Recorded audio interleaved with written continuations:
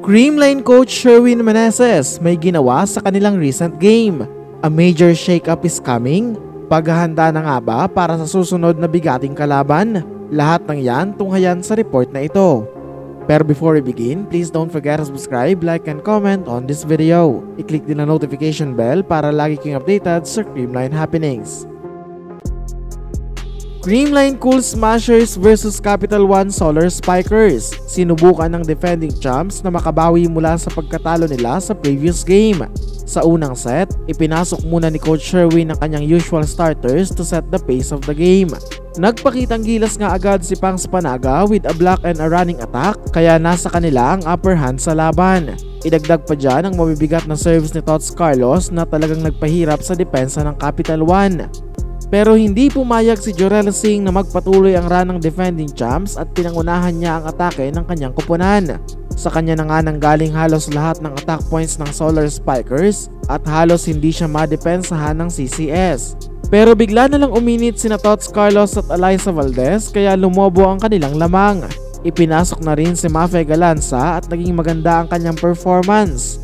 Sa sequence nga na ito ay fast play ang kanyang ginawa at marami ang nagsabi na mala Gia Morado daw ang galawan na ganito. Malaki nga ang naging ambag ni Mafe para tulungan ang Creamline na makuha ang set 25-18. Sa second set naman, ibang first six ang ginamit ni Coach Sherwin pero hindi muna niya ipinasok ang well-performing so far na si Mafe. Dikita ng score sa pagsisimula ng set sa pangunguna ni Michelle Gumabaw.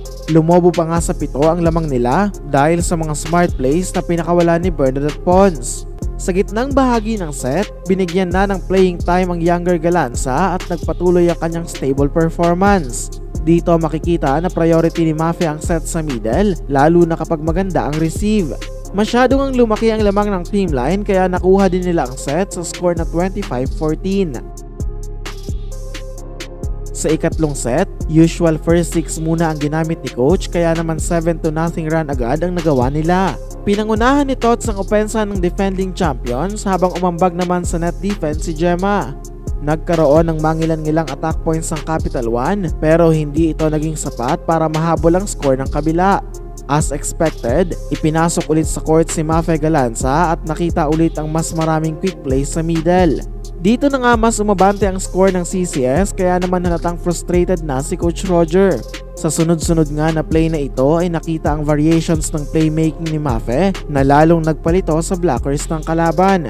From back row to drop ball hanggang sa mag-opposite at middle, kaya naman nakapuntos palalo ang Cool Smashers. Naipanalo na nga nila ang laban sa mga scores na 25-18, 25-14 at 25-15.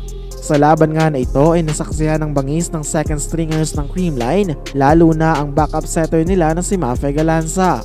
Ayon nga sa ibang nakapanood ay tila naghahanda na raw ang koponan sa susunod nilang mabibigat na kalaban dahil alam naman ng marami na medyo hindi consistent ngayon si Kyle Negrito.